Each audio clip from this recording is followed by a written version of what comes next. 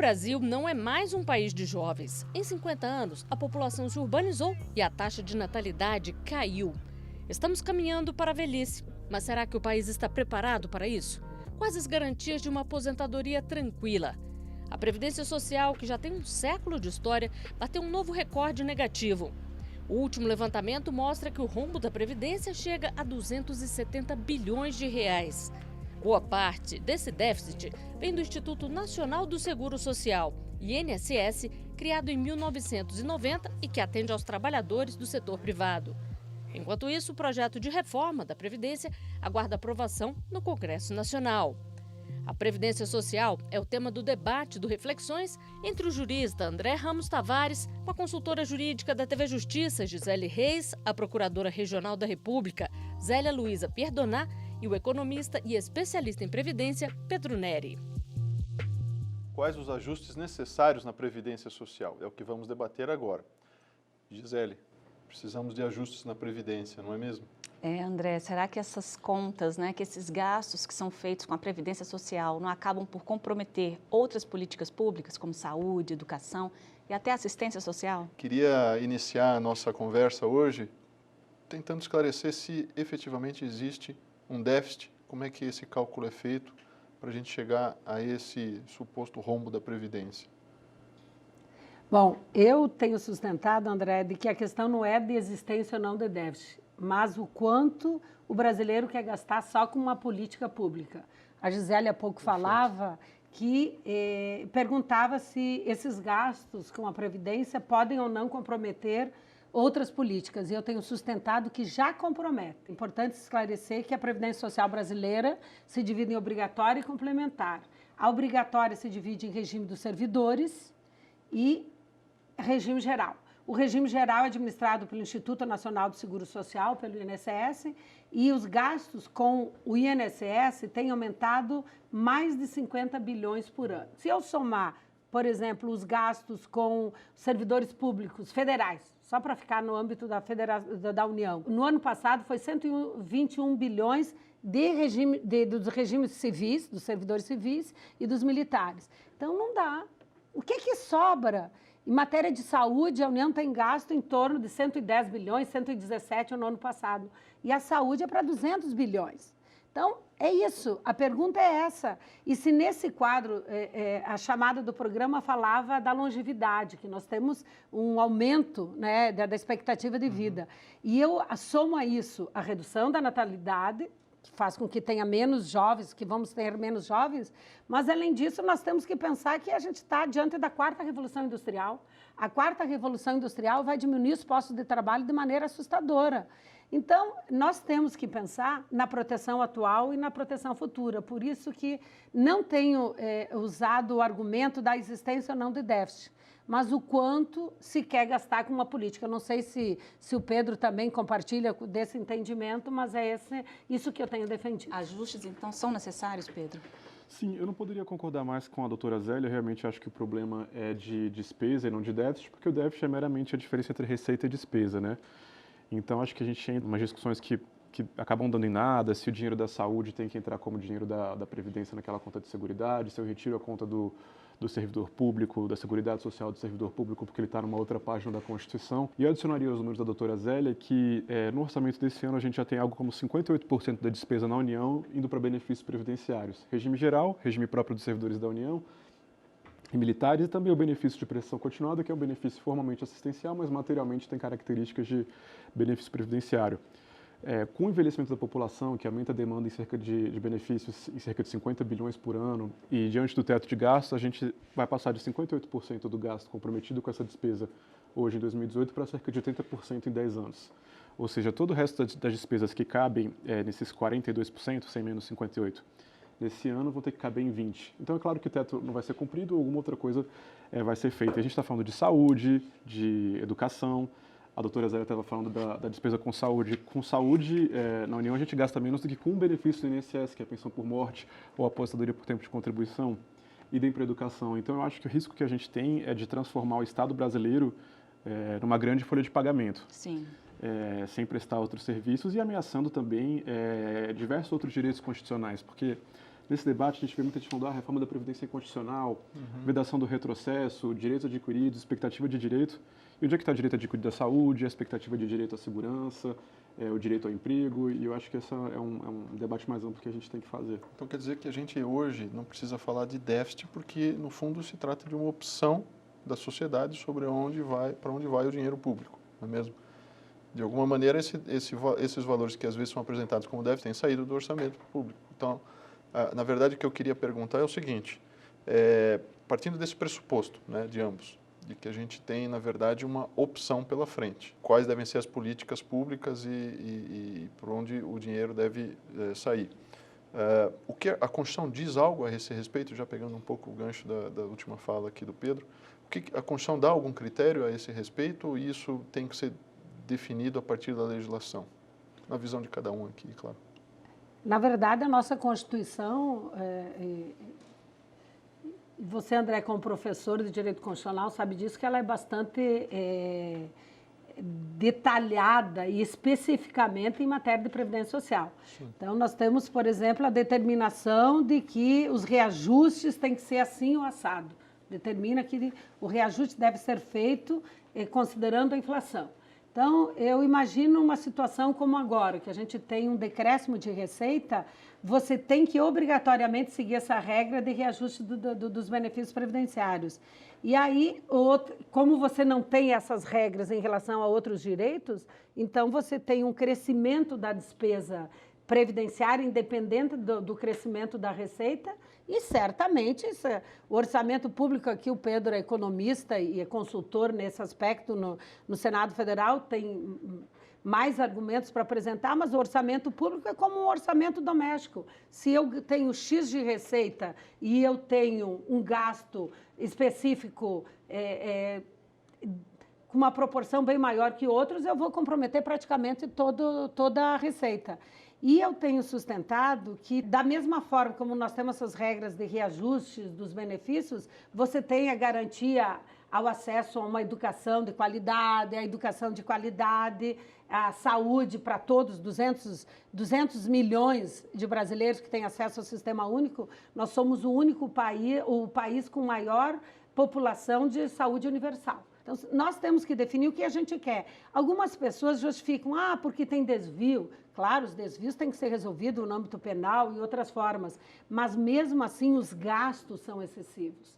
E talvez a gente tenha que fazer ajustes na Constituição, por exemplo, quando você tem uma aposentadoria que não tem uma idade mínima, né? Não tem cabimento isso nos dias atuais. Quando a Previdência no Brasil foi criada, em 23 tinha uma idade mínima, depois em 60 foi aumentado 5 anos e na década seguinte foi retirada a idade mínima. Então, você tem pessoas se aposentando muito cedo, quando a longevidade só cresceu. Então, nós temos ajustes que têm que ser feitos no âmbito da própria Constituição, mas nós temos ajustes que têm que ser feitos no âmbito da legislação infraconstitucional. Mas é possível fazer alguns ajustes na legislação sem precisar mexer na Constituição? Sem precisar, né? Sim, certamente. Mas eles seriam impactantes também? Sim. Então, quais seriam? Quais seriam esses principais pontos que a gente poderia colocar aqui da reforma que poderia mudar um pouco este cenário? Sem alterar a Constituição, né? Eu tenho sustentado que os benefícios por incapacidade no Brasil, eles são muito atrativos. Então, você pega, na Europa, por exemplo, o acidente do trabalho, que seria o mais grave, ele não tem um percentual de 100%, tem 70% de reposição. No Brasil, a aposentadoria por invalidez é 100% e auxílio-doença 91%. Como, por exemplo, numa crise, você não tem reajuste nos salários e você tem obrigatoriamente reajuste nos benefícios e nos salários de contribuição que vão gerar o benefício, você tem um benefício por incapacidade superior à remuneração do trabalho. Então, hoje, a legislação estimula a busca por benefício por incapacidade. Para se ter uma ideia, quando veio o fator previdenciário, que foi uma forma de desestimular aposentadorias precoces, o Tribunal de Contas da União apurou que, nos anos seguintes, houve um aumento de 500% da aposentadoria por invalidez. E por que isso? Para fugir, porque o fator previdenciário, como ele desestimula aposentadorias precoces, você não tem se você faz a média dos salários de contribuição, das remunerações, e sobre sobre essa média incide o fator previdenciário. Não é o que ocorre, por exemplo, na aposentadoria por invalidez. Então, nós temos várias mudanças infraconstitucionais, os benefícios por incapacidade, como eu dizia há pouco, a instituição de uma contribuição para os militares federais. A grande maioria dos estados membros já tem contribuição para as reformas. No Brasil, os militares contribuem no âmbito federal só para as pensões e não para as reformas. Então, tem diversos pontos que podem ser objeto de mudança infralegal, infraconstitucional. A sociedade brasileira tem que ter presente que os gastos com previdência social, eles podem comprometer outras necessidades públicas. Pedro. Voltando àquela discussão sobre a escolha da sociedade, é claro que pode ser uma escolha da sociedade, né, transformar o Estado numa gigantesca folha de pagamento e ter uma visão, digamos, ultra neoliberal sobre o que deve ser o Estado e acabar com saúde e outras despesas. Mas o que eu acho é que essa escolha não está colocada. Eu não sei se a sociedade tem clareza, por exemplo, que uma aposentadoria por tempo de contribuição no INSS custa 15 vezes o que a gente gasta com transporte na União, uma despesa de infraestrutura, ou que a própria aposentadoria por invalidez custa 10 vezes o que a gente gasta com o orçamento inteiro da ciência e tecnologia. Isso é realmente uma escolha? E ao contrário, juntando previdência com outras despesas obrigatórias, como a folha de pagamento dos servidores públicos, a gente tem algo como 92% do orçamento sendo de despesas obrigatórias, sobrando uns 8% para o que a gente chama de despesas discricionárias, que é onde o legislador pode atuar. Então, na verdade, o que o Congresso Nacional discute anualmente do orçamento é uma parcela muito pequena da despesa da União, porque boa parte é determinada pela Constituição e por outras normas legais. Agora, em relação ao que a gente pode mudar por legislação infraconstitucional, quer dizer, por lei ordinária, é realmente, principalmente, fórmula de cálculo dos benefícios. O exemplo da aposentadoria por invalidez é muito interessante, além dele ter uma taxa de reposição de 100% da média de contribuições, ele permite um adicional de 25% se o trabalhador no futuro precisar de um cuidador. Esse adicional de 25% não incide teto. E pode parecer um discurso duro, mas a forma de cálculo acaba afetando o benefício. A gente tem um experimento interessante que foi a própria reforma da Previdência dos Servidores em 2003, que alterou a regra de cálculo da aposentadoria por invalidez no serviço público, que deixou de ser integral. Então, mais ou menos 15 anos atrás, cerca de 2003, a gente tinha 30% das aposentadorias concedidas no regime próprio da União sendo aposentadoria por invalidez. Esse número é de 3% hoje. É difícil acreditar que as pessoas deixaram de ficar, de ter capacidade na mesma idade. É claro que o regime próprio tem características que o regime geral não tem. Ele tem estabilidade, que permite que uma pessoa com uma condição crônica, mas não incapacitante, continue trabalhando, mas sugere que existe uma demanda por benefícios que é afetada pela regra de cálculo. E esses benefícios por incapacidade são benefícios que são muito judicializados e a reforma alterar a regra de cálculo, você reduz a demanda. Então é algo que a gente precisa discutir também. Dezenas de bilhões de reais da despesa previdenciária são pagas por ordem judicial.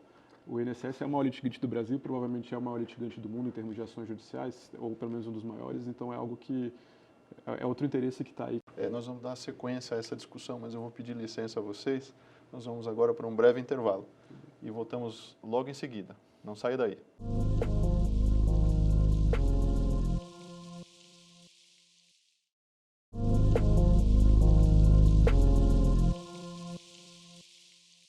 O Reflexões está de volta. Hoje o debate é sobre previdência social. Dando sequência, então, queria retomar aqui um pouco do que nós já conversamos sobre esses problemas que acabam afetando a sociedade em outros serviços públicos, não é, dos quais ela também é carente, não é mesmo? E o Brasil está em crise. Na verdade, quase sempre o Brasil esteve em crise. Mas se fala mais ainda da crise nos últimos tempos, tivemos a emenda do teto, não é? Em que medida a questão previdenciária também está ligada à crise? Porque é muito comum a gente ouvir que a questão da crise, que a crise no Brasil, hoje é uma crise generalizada do Estado, sem recursos para praticamente nada, muitos cortes, que isso tem ligações com a corrupção, e tem mesmo, né? Mas e com a questão previdenciária? Queria ouvir um pouquinho dos nossos convidados sobre isso. Zélia. Na verdade, é interessante porque com uma crise econômica, muitas vezes vai se buscar a proteção previdenciária como alternativa, né? Então, por exemplo, eu tenho dito que hoje o melhor seguro-desemprego se chama auxílio-doença.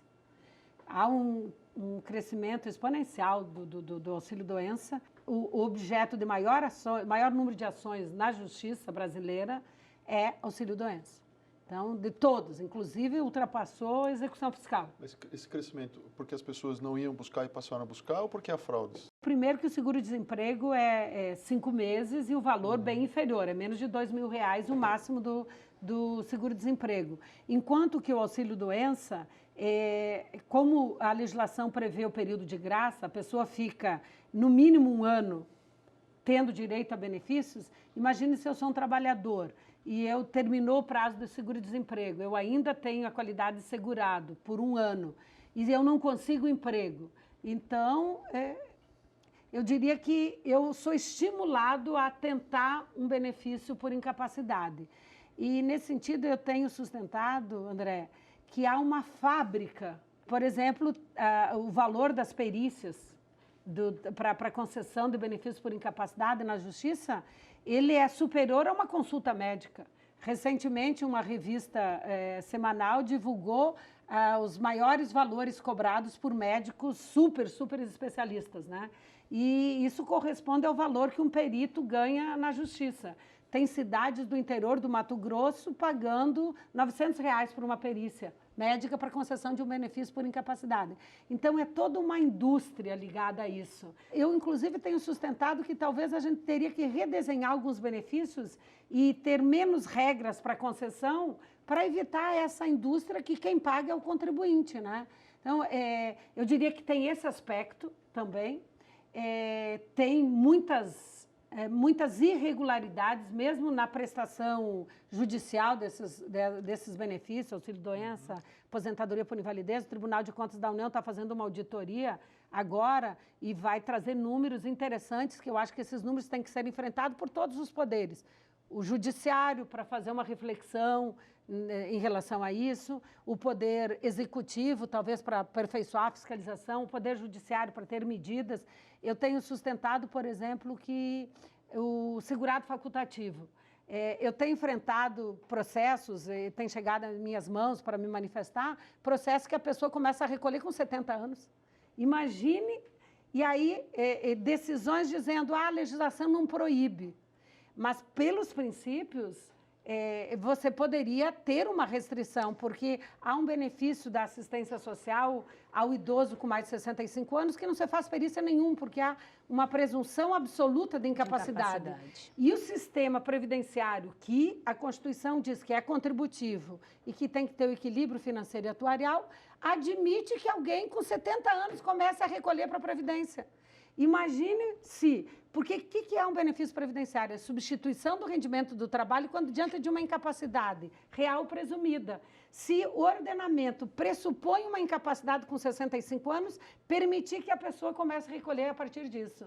Então, é necessário que o legislador altere essas questões e que, no mínimo, impeça a concessão de benefícios por incapacidade ao facultativo, porque o facultativo é aquele que não exerce atividade remunerada e pode recolher para a Previdência Social. Mas, assim, de uma maneira geral, falando de maneira do que não é judicializado, quer dizer, o sistema previdenciário, ele acaba tendo uma preferência em termos de prestação e de uso do orçamento em relação a outros serviços? Assim, será que a gente poderia dizer que eu acho que existe sim, uma ligação com a crise também? Previdenciária, sim. Eu acho que boa parte do que a gente entende hoje como crise fiscal é, na verdade, uma crise previdenciária.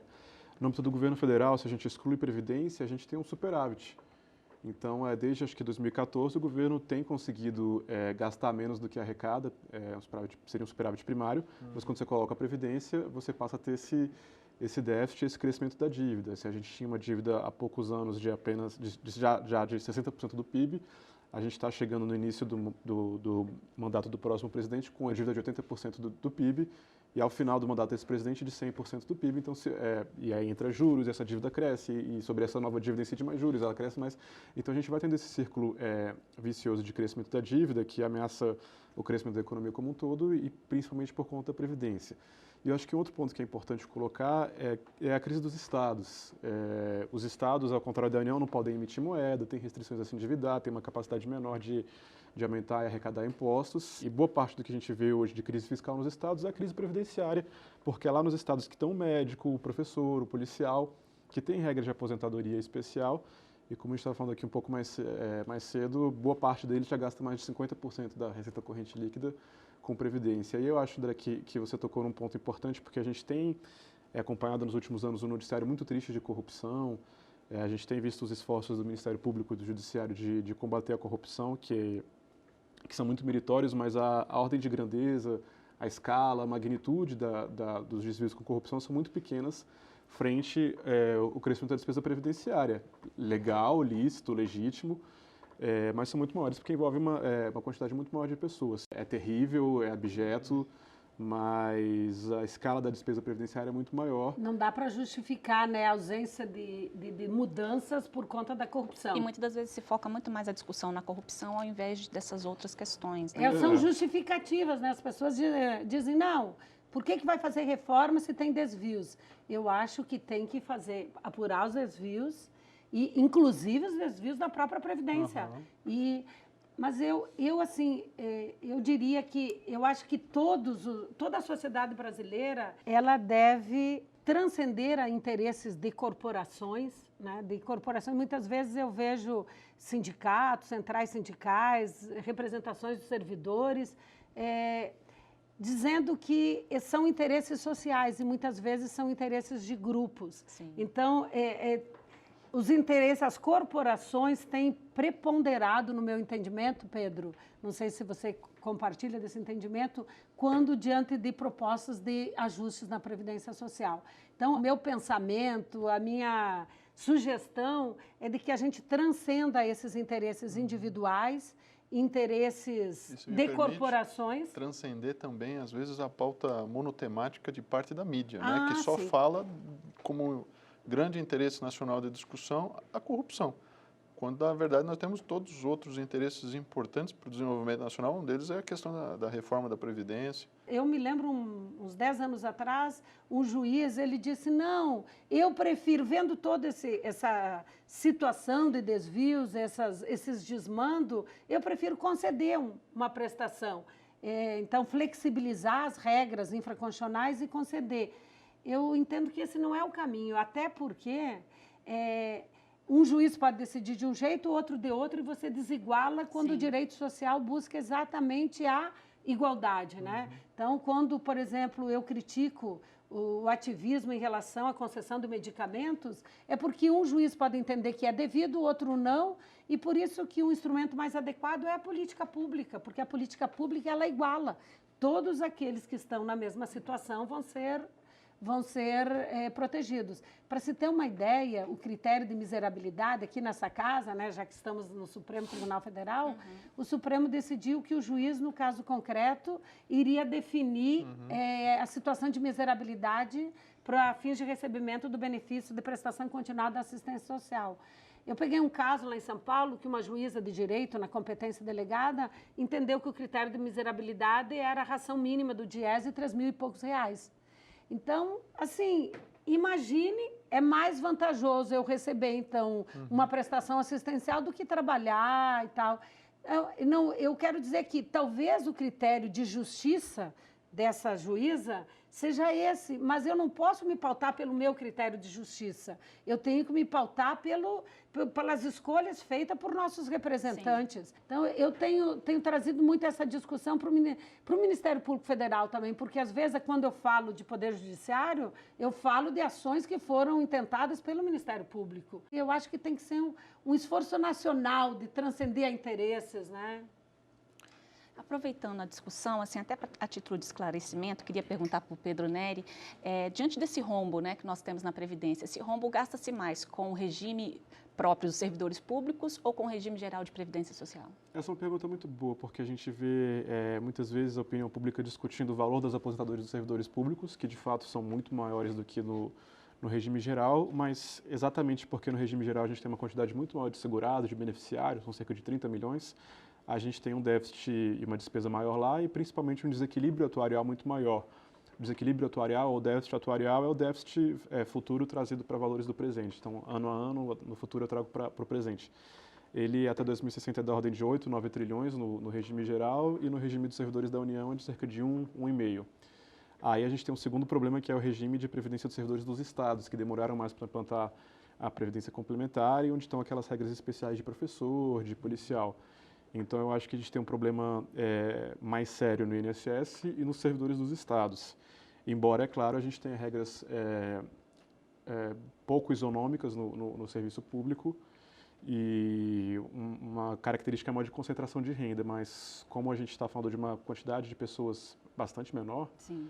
o desequilíbrio maior acaba sendo no INSS, ainda que os valores de benefício não sejam tão altos, quer dizer, não são altos, né?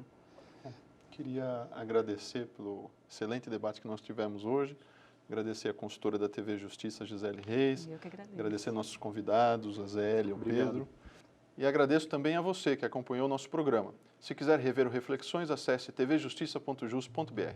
Não deixe também de conferir o nosso novo canal no YouTube, TV Justiça Oficial. Até o próximo programa.